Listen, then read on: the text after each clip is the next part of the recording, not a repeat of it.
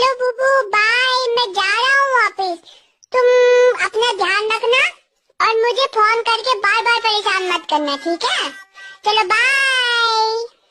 हाँ हाँ, जाओ जाओ जाओ जाओ, तुम्हारा वहाँ ऑफिस में लड़कियाँ वेट कर रही होंगी।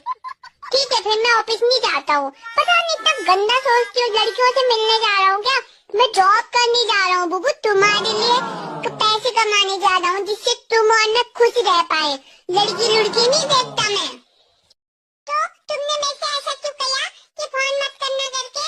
तुमको मेरी याद नहीं आती ना? दूसरी लड़कियों को देखे रहते होगे ना, मेरी याद कहाँ से आएगी?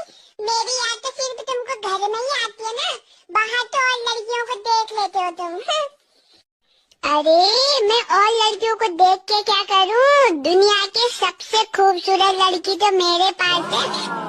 देखा देखा, मना लिया, लव यू बुबू, लव यू।